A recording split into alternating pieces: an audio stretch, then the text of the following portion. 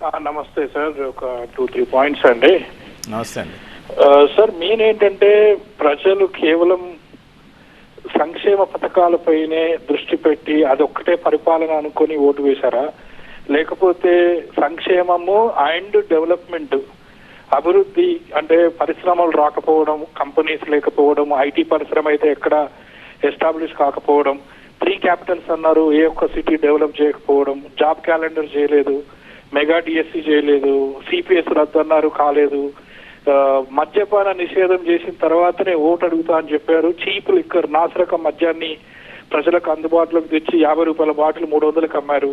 So ఇవన్నీ ఎందుకు కారణాలు కాకూడదు మీరు ఓడిపోవడానికి, మీకు ఓటు వేయకపోవడానికి? అంటే కేవలం బటన్ నొక్కడం, డబ్బులు పంచడం మాత్రమే పరిపాలన అయితే మీకు ఓటు పడతాయి.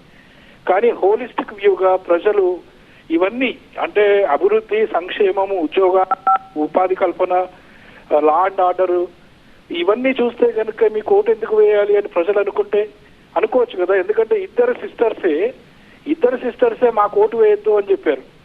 వైఎస్ఆర్సీపీకి ఓటు వేయకండి అని ఇద్దరు సిస్టర్సే ప్రచారం చేస్తే రాష్ట్రంలో ఉన్న మహిళలు ఎలా నమ్ముతారు? మహిళలు వచ్చారు, క్యూలో ఉన్నారు, కానీ మీకే ఓటు వేస్తారని గ్యారంటీ ఏంటి? కాబట్టి మీ లెక్కలు మీకున్నాయి, అందరి లెక్కలు అందరికీ ఉన్నాయి. కానీ ఇది మాత్రం చాలా పెద్ద సస్పెన్స్. ఇది ఒక పెద్ద కేస్ స్టడీగా మారుతుందండి. అంటే సంతోషం మనోహర్ గారు, ఏదైతే మీ ఆశాభావం ఉందో అది అడియాస అయ్యే దూరం ఎంతో దూరం లేదు. మరో 17 రోజుల్లో కౌంటింగ్ ఏదైతే జరుగుతుందో ఆ రోజున ఉదయం 10:30 తర్వాత ట్రెండ్స్ రావడం మొదలవుతాయి. మధ్యాహ్నం 2 గంటలకి కంప్లీట్గా పూర్తి అవగాహన వస్తుంది మేము చెప్పింది ఎంతవరకు నిజమైందనేది. మేము కూడా ఎక్కువ ఈ గ్యాప్ పీరియడ్లో ఒకరినొకరిని విమర్శించుకోవడం కాకుండా మీరు అడిగిన వాటికి సమాధానాలు చెప్పాల్సిన బాధ్యత నా మీద ఉంది. కాబట్టి ముఖ్యంగా అక్కచెల్లెమ్మలు విమర్శిస్తే, అన్నదమ్ములు విమర్శిస్తే, తండ్రి కొడుకు, తల్లి ఒక పార్టీలో, చెల్లి ఒక పార్టీలో, లేకపోతే రకరకాల వాళ్ళు రకరకాల పార్టీలో ఉంటున్నారు. అందుకని విమర్శించినంత మాత్రాన అవన్నీ కూడా నిజమైపోవు. అంతేకాదు వాళ్ళు కోరుకోనంత మాత్రాన జగన్మోహన్ రెడ్డి గారిని రాష్ట్రంలో ఉన్న అక్కచెల్లెమ్మలు దీవించకుండా పోరు. మరీ ముఖ్యంగా బటన్ నొక్కడం అంటున్నారు. బటన్ ఎవరు పడితే వాళ్ళు నొక్కలేరండి, చిత్తశుద్ధి ఉండాలి, సీఎం గారే నొక్కాలి. ఖచ్చితంగా దాన్ని నొక్కడం బటను అని చాలా చీప్గా తీస్తున్నారు. అదే విధమైన బటన్లు చంద్రబాబు నాయుడు గారు ఏ రోజు నొక్కల, కేవలం డబ్బులు నొక్కారు, వాళ్ళకి కావాల్సిన జన్మభూమి కమిటీల వాళ్ళతో నొక్కిచ్చారు, ఆ తర్వాత వాళ్ళ నాయకులతో నొక్కారు, రకరకాల స్కీముల్లో మొత్తం నొక్కారు, అమరావతి స్కాముల్లో టోటల్గా నొక్కేశారు. కాబట్టి ఆ నొక్కుడు కార్యక్రమాన్ని వదిలేసి ప్రజలకి పారదర్శకమైన ఏదైతే బటన్ ద్వారా డీబీటీ అనే దాన్ని పరిచయం చేశాడో దీన్ని ఇంకా ఆంధ్రప్రదేశ్లో ఎప్పుడు ఎవరు మార్చడానికి కూడా సాహసించే పరిస్థితి లేదు. రాబోయే కొన్ని డికేడ్స్ వరకు వైఎస్ జగన్మోహన్ రెడ్డి గారే ముఖ్యమంత్రిగా ఉంటారు. మీరు అన్నారు ఐటీ పరిశ్రమ కూడా వైజాగ్ క్యాపిటల్గా వైఎస్ జగన్మోహన్ రెడ్డి గారు జూన్ 9న ప్రమాణ స్వీకారం చేసిన తర్వాత ఎంత వేగంగా డెవలప్ ఉందో, ఎన్ని రకాలుగా అక్కడ ఇన్ఫ్రాస్ట్రక్చర్ రెడీగా ఉందో. అంతేకాదు మీరు ఇండస్ట్రీలే రాలేదన్నారు, 172 చిన్న పెద్ద పరిశ్రమలు వచ్చాయి. ఇన్ఫోసిస్ వచ్చింది మా హయాంలోనే.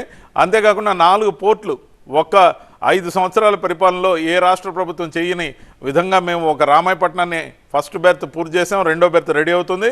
అలాగే బందర్ పోర్ట్ కానీ, కాకినాడ గేట్వే పోర్ట్ కానీ, మరి మూలపాడు శ్రీకాకుళంకి సంబంధించిన పోర్ట్ కానీ, ఇవన్నీ కూడా ఆదాయంని పెంచే పోర్ట్లు కాకుండా వాటితో పాటు 10 ఫిషింగ్ హార్బర్స్, ఆక్వా సంపదని ఇబ్బడి ముబ్బడిగా ఎక్స్పోర్ట్ ద్వారా మేము ఎక్స్పోర్ట్ చేసిన తర్వాత ఆంధ్రప్రదేశ్ రాష్ట్రానికి వచ్చే సంపద ఏదైతే ఉందో సంపదని సృష్టించడం అంటే ఇది. మేము పోర్ట్ లెడ్ సిటీస్ని డెవలప్ చేయబోతున్నాం. ఈ 4 ప్రాంతాల్లోనే కాదు, కోస్టల్ క్యారిడార్ అంతా కూడా డెవలప్ చేయబోతున్నాం. పోర్ట్ లెడ్ సిటీస్ ఎప్పుడైతే వస్తాయో యువతకు ఉపాధి ఆటంతట అదే వస్తుంది. వైజాగ్ క్యాపిటల్ సిటీగా ఏదైతే పరిపాలనా రాజధాని అవుతుందో ఖచ్చితంగా ఐటీ ఇండస్ట్రీ అక్కడ వేళ్ళునుకుంటుంది. మాకంటూ ఒక రూట్ మ్యాప్ ఉంది, కానీ అనేక రకాల అడ్డంకులు సృష్టించి కోర్టుల ద్వారా అడ్డం పెట్టారు. కానీ సూర్యుడిని ఎక్కువసేపు ఆపలేరు, మబ్బులన్నీ తొలగిపోతాయి. కొత్తగా ఏర్పడి వైఎస్ జగన్మోహన్ రెడ్డి గారు రెండోసారి అధికారంలోకి రాగానే మరింత వేగంగా మరింత గొప్పగా పరిపాలన ఉంటుంది. ముఖ్యంగా కోవిడ్ 2 సంవత్సరాల పాటు వేధించిన కోవిడ్ రోజుల్లో ప్రజలందరినీ కాపాడుకున్నది వైఎస్ జగన్మోహన్ రెడ్డి గారు.